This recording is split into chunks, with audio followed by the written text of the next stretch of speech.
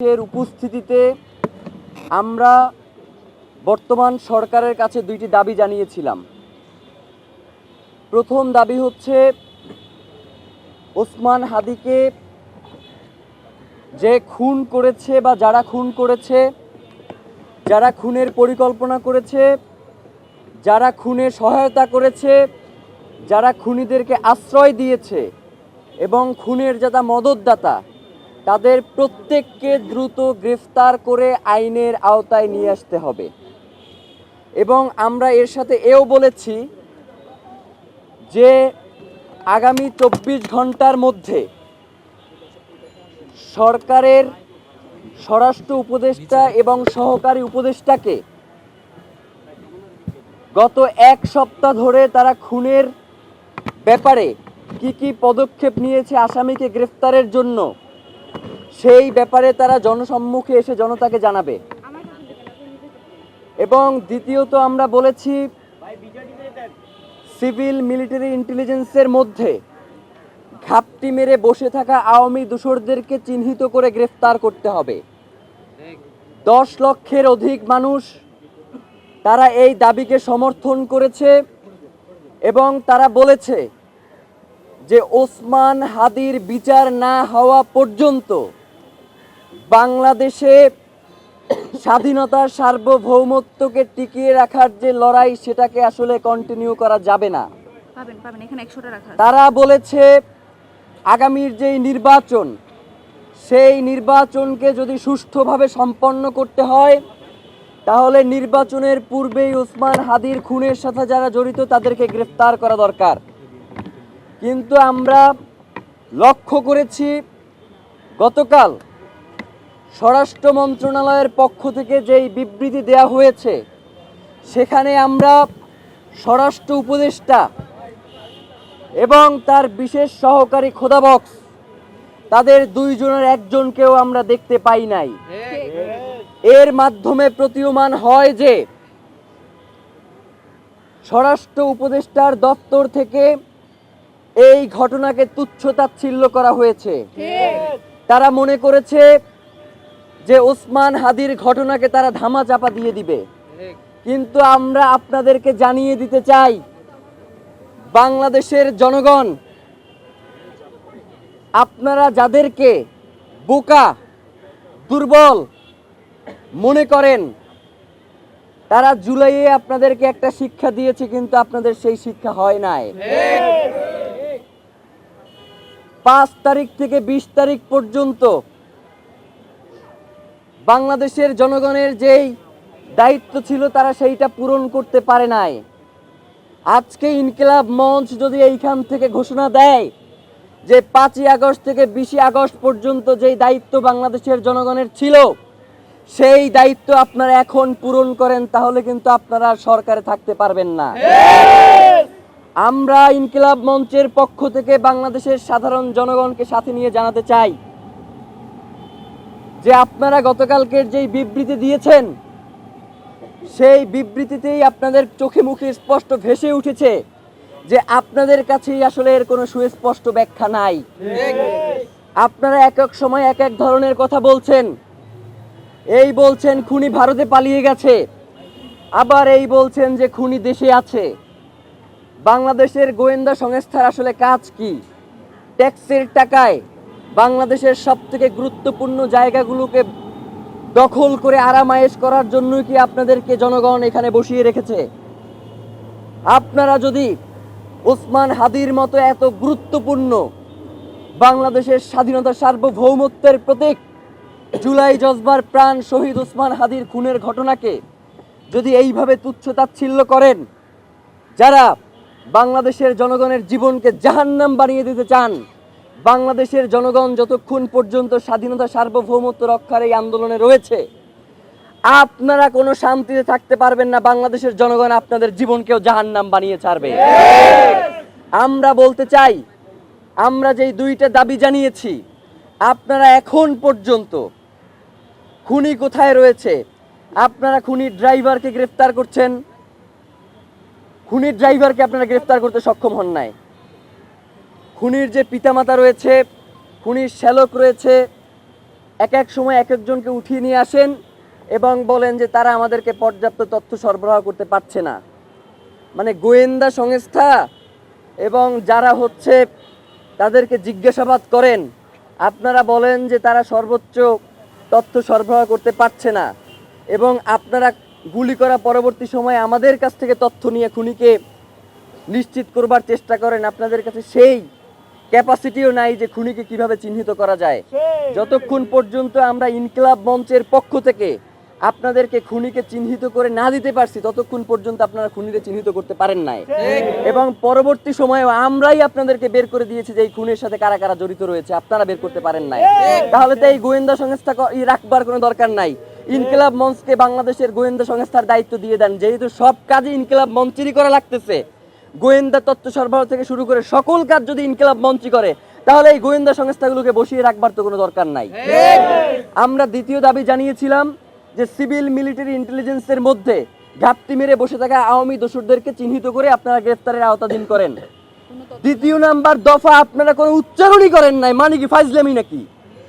মানে বাংলাদেশের জনগণ, কোটি কোটি জনগণ আপনাদেরকে দুইটা দফা দিয়েছে, আপনারা কোনো তোয়াক্কাই করতেছে না।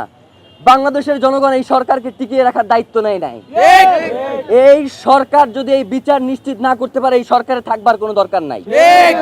বাংলাদেশের জনগণ দীর্ঘ 15 মাস ধরে এই সরকারের সকল অন্যায়কে শুধুমাত্র বৈধতা দিয়েছে যাতে জুলাইয়ের এই বিচারগুলো হয়, যাতে বাংলাদেশের স্বাধীনতা সার্বভৌমত্ব অক্ষুণ্ণ থাকে, যাতে বাংলাদেশের স্থিতিশীলতা বজায় রাখে, যাতে বাংলাদেশে সুষ্ঠু একটা নির্বাচন হয়। আপনারা কোনোটাই করতে সক্ষম হচ্ছে না, তাইলে আপনাদের তো এইখানে বসে আরাম করবার কোনো দরকার নাই। আপনাদেরকে যখন আমরা গিয়ে বলি যে এই খুনিদেরকে কারা ছাড়াইলো, আপনি হাসতে হাসতে বলেন যে বাবা এইটা কেমন কথা, এর দায়িত্ব তো আমার না। এই মিয়া ফাইজলামি করেন। আপনার আইনমন্ত্রী বানানো হয়েছে কি আপনার খালি দায় অস্বীকার করবার জন্য? আপনি আইন উপদেষ্টা হয়েছেন কি খালি দায় অস্বীকার করবেন এই জন্য? আপনার কি কোনো দায় নাই? এই যে জনগণ, যখন এই যে উপদেষ্টা পরিষদ গঠিত হয়, জনগণ কারে চিনত? জনগণ তো খালি আপনারই চিনত। ডক্টর ইউনূস আসবার পূর্ব পর্যন্ত তো এই উপদেষ্টা পরিষদ কারা কি হবে, এই দায়িত্ব তো আপনার উপরেও বর্তায়। তাইলে আপনি এখন যে কথায় কথায় বলেন যে বাবা এইটা তো উচ্চ আদালতের কাজ, এইটা অমুকের কাজ, এইটা তমুকের কাজ, তাইলে আপনার আসলে কি খালি অস্বীকার করাটাই আপনার দায়িত্ব, নাকি আপনি এই বাংলাদেশের পুরো জনগণের দায়িত্ব নিয়ে আপনি ক্ষমতায় গেছেন? আপনি সেই দায়িত্বকে অস্বীকার করেন কেন? আমরা স্পষ্ট করে বলতে চাই যে স্বরাষ্ট্র উপদেষ্টা, সহকারী উপদেষ্টা, আইন উপদেষ্টা থেকে শুরু করে প্রত্যেকে প্রচুর পরিমাণে দায়িত্ব অবহেলার কারণেই আজকে হাদি ভাইয়ের এই রক্ত এই বাংলার জমিনে ঝরেছে। সুতরাং প্রত্যেককেই এর জবাবদিহি নিশ্চিত করতে হবে। গতকাল থেকে গুঞ্জন শুনতেছি যে স্বরাষ্ট্র উপদেষ্টা নাকি পদত্যাগ করবে। ফাইজলামি করেন মিয়া, বুইরা ভাম কোথার জানো ফাইজলামি করতে আসেন, মানে সারাক্ষণ খালি ভেটকাইতে আসেন। আপনাকে কি পদত্যাগ মানে হচ্ছে আপনি কোনো কিছু পারতেছেন না, আস্তে কইরা চুপচাপ চলে যাবেন, এই জন্য কি আপনার স্বরাষ্ট্র উপদেষ্টা বানানো হয়েছে? ওই জায়গা দিয়ে আপনি লড়তে পারবেন না। আপনার পুরো এই ঘটনার সাথে কারা কারা জড়িত এইটা নিশ্চিত কইরা আপনি এইখান থেকে যাইবেন, আপনি কোনো জায়গায় যাইতে পারবেন না। মানে হইলো যাইয়া আপনি যাবেন, কোনো সমস্যা নাই, তার আগে বলবেন যে আপনারা কে বাধা দিছে এই দায়িত্ব পালন করতে, আপনি কার কার জন্য এই দায়িত্ব পালন করতে পারেন নাই, কে এই খুনের তদন্ত করতে আপনারা বাধা দিছে, সব কথা বইলা দিয়া এরপর আপনি যাইতে হইবে। এছাড়া আপনার যাওয়ারও কোনো সুযোগ নাই। এবং ডক্টর ইউনূসকেও আমরা বলতে চাই যে বাংলাদেশের জনগণ আপনাকে প্রধান উপদেষ্টা বানাইছে এই জনগণের স্বাধীনতা সার্বভৌমত্বকে টিকিয়ে রাখার জন্য। জানাজার মাঠে আপনি বলেছেন যে আপনি শরীফ ওসমান হাদিকে ধারণ করেন, কিন্তু একবারের জন্য আপনি জানাজার ময়দানে বলেন নাই যে খুনের বিচারের ব্যাপারে আপনি কি করবেন। মানে এই যে এত বড় একটা হত্যাকাণ্ড হইলো, এর বিচারের জন্য আপনি কি কি পদক্ষেপ নেবেন সেইটা আপনার মুখ থেকে আমরা শুনতে পারি নাই। মানে আপনার যে অসহায়ত্ব সেইটা আমরা দেখতে পাইছি। আপনি আসলে কিসের কারণে অসহায় সেইটা আমরা জানতে চাই। আপনাকে কে অসহায় করে তুললো এইটা আমাদের কাছে আপনার জানাইতে হবে। মানে এইটা না জানাইয়া তড়িগড়ি করে নির্বাচন দিয়ে এরপর আপনি চলে যাবেন, এইটা হবে না। নির্বাচনের আগে বিচার নিশ্চিত করতে হবে, এরপর নির্বাচনের আগে কোনো নির্বাচন। মানে বাংলাদেশের জনগণ শুধুমাত্র ওই সবসময় স্থিতিশীলতা রক্ষার জন্য রক্ত দিয়ে যাবে, এই ভুংসুম শেষ, এইগুলো আর চলবে না। এখন থেকে রক্ত দিব না। প্রয়োজনে যারা আমাদের ভাইকে হত্যা করছে, গুম করছে, খুন করছে, আপনারা যদি এই দায়িত্ব পালন করতে না পারেন, বাংলাদেশের জনগণ কিন্তু রক্ত নেওয়া শুরু করে দেবে। রক্তপাত একবার শুরু হয়ে গেলে এইটা কিন্তু আপনারা থামাইতে পারবেন না। সুতরাং আপনাদেরকে হুঁশিয়ারি করে বলতে চাই যে অতি দ্রুত ওসমান হাদির খুনের সাথে যারা জড়িত তাদেরকে দ্রুত গ্রেফতার করেন। আপনারা যদি সুস্পষ্টভাবে আমাদেরকে বলেন যে খুনি ভারতে পলায়ে গেছে, তাইলে কি করতে হবে? তাইলে যেইটা করতে হবে সেটা হচ্ছে বাংলাদেশে একটা বন্দি বিনিময় চুক্তি আছে, আপনারা জানেন না? এই যে উলফা নেতাদেরকে যে বন্দি বিনিময় চুক্তির মাধ্যমে ভারতে পাঠানো হয়েছে, আপনারা দেখেন নাই? উলফা নেতারা খালি বাংলাদেশ থেকে ভারতে পাঠানো যায়, ভারত থেকে দিল্লির ওই কুত্তা শেখ হাসিনারে বাংলাদেশে আনা যায় না। মানে হইলো যাইয়া বাংলাদেশ থেকে খালি আমরা সবাই খালি সহযোগিতা করবো আর পাঠাবো, কিন্তু ওই দেশে খালি সন্ত্রাসীদের অভয়ারণ্য হবে, ওই দেশ থেকে কাউরে পাঠানো হবে। এই ধরনের ফাইজলামি মার্কা বন্দি বিনিময় চুক্তি আমাদের দরকার নাই। আপনারা অতি দ্রুত ওসমান হাদিকে যারা খুন করেছে তাদেরকে দেশে থাকলে গ্রেফতার করেন, আর দেশে যদি না থাকে তাহলে তাদেরকে বিদেশে যেখানেই থাকুক সেইখান থেকে আনবার ব্যবস্থা করেন। এর বাইরে আমরা আসলে আর কিছু জানি না। এখন হচ্ছে যেইটা সেটা হচ্ছে আপনাদেরকে অতি দ্রুত আপনারা যে কি করবেন সেটা আমাদের বোঝা হয়ে গেছে। আপনাদেরকে আমরা ইনকিলাব মঞ্চের পক্ষ থেকে জানাইতে চাই যে অতি দ্রুত একটা দ্রুত বিচারিক ট্রাইব্যুনাল আপনাদের গঠন করতে হবে, যেখানে এই ঘটনার সাথে যারা জড়িত তাদেরকে অতি দ্রুত বাংলাদেশের বিভিন্ন গোয়েন্দা সংস্থার যে সর্বোচ্চ যারা ইন্টেলিজেন্স আছে তাদেরকে প্রয়োজনে আপনারা এর সাথে যুক্ত করে একটা দ্রুত বিচারিক ট্রাইব্যুনাল গঠন করেন। এবং যদি আপনারা এটা করতে সক্ষম না হন তাহলে এফবিআই এবং স্কটল্যান্ড ইয়ার্ডের মতো যারা পেশাদার ইন্টেলিজেন্স আছে তাদের সহায়তা নেন, তাদেরকে বাংলাদেশে এনে এর পিছনে কারা কারা রয়েছে তাদেরকে দ্রুত গ্রেফতারের ব্যবস্থা করেন এবং বিচারের মুখোমুখি করেন। কোনো হাঙ্কি পাঙ্কি আমরা শুনতে চাই না। এই যে ইসের বন্দুক যুদ্ধের মাধ্যমে হত্যা করা এইসব বালসালা এখন আর আমরা জানতে চাই না। আমরা চাই ওসমান হাদিকে যারা খুন করেছে তাদেরকে জনতার সামনে এনে আপনারা উপস্থাপন করেন, তাদেরকে বিচারের মুখোমুখি করেন। এর বাইরে আমরা আর কিচ্ছু জানতে চাই না। প্রিয় ভাইয়েরা, ওসমান হাদি ভাই বাংলাদেশের স্বাধীনতা সার্বভৌমত্বের প্রতীক ছিল। এই যে এইখানে এত সাংবাদিক রয়েছেন, আপনারা মানে আপনারা তো অনুসন্ধানী সাংবাদিক আছেন অনেকেই, আপনারা জানেন ওসমান হাদি কোন ধরনের লাইফ লিড করতো, তার পরিবারকে কত সময় দিয়েছে। সে আজীবন এই শাহবাগের রাস্তায় পড়ে রয়েছে এই জুলাই পরবর্তী সময় থেকে, যে বাংলাদেশের স্বাধীনতা সার্বভৌমত্ব কিভাবে টিকিয়ে রাখা যায়, কিভাবে জুলাইকে বাঁচিয়ে রাখা যায়, কিভাবে এই সরকারকে স্থিতিশীল রাখা যায়। কিন্তু এই তিনটার একটাও আপনারা করতে সক্ষম হন নাই। তা আমরা বলতে চাই যে অতি দ্রুত আপনারা একটা বিচারিক ট্রাইব্যুনাল গঠন করেন এবং সেক্ষেত্রে আপনারা এফবিআই এবং স্কটল্যান্ড ইয়ার্ডের মতো গোয়েন্দা সংস্থাকে এর সাথে যুক্ত করেন। এবং আরেকটা জিনিস যেটা সেটা হচ্ছে যে দায় এড়ানোর কোনো সুযোগ নেই। এবং আপনারা দেখছেন যে বিভিন্ন ধরনের নাটক টাটক শুরু হয়ে গেছে ওসমান ভাইকে গুলি করার পর থেকেই। বিভিন্ন জায়গায় আমরা স্যাবোটেজের ঘটনা শুনতে পাচ্ছি। ভাইয়ের একটা জিনিস বইলা দেই, ওসমান হাদি এমনই একজন ব্যক্তি, পুরো বাংলাদেশও যদি অস্থিতিশীল হয়ে যায় ওসমান হাদিরে আপনারা সেখান থেকে আলাদা করতে পারবেন না। ওসমান হাদি হচ্ছে আলাদা একটা সত্তা, যে সবার সামনে বলেছে না নজরুল যে উঠিয়াছি আমি একা চির বিস্ময় বিশ্ববিধাত্রীর। ওসমান হাদি হচ্ছে সেই বিশ্বের চির বিস্ময়, যে একা দাঁড়িয়ে থাকে, তার আর কোনো কিছুতেই তাকে আড়াল করা যায় না। যত ঘটনাই আপনারা সামনে আনেন না কেন ওসমান হাদিকে আপনারা আড়াল করতে পারবেন না। তার এই খুনের বিচার আপনাদেরকে নিশ্চিত করতেই হবে। এবং সর্বশেষ যেই কথাটা বলে আজকের এই সংবাদ সম্মেলন শেষ করতে চাই সেটা হচ্ছে যে ওসমান, আমরা 24 ঘন্টা আলটিমেটাম দিয়েছিলাম না আপনাদেরকে, যে এর মধ্যে জনসম্মুখে এসে তাদের জবাবদিহি করতে হবে, তারা তো এই জবাবদিহি করে নাই।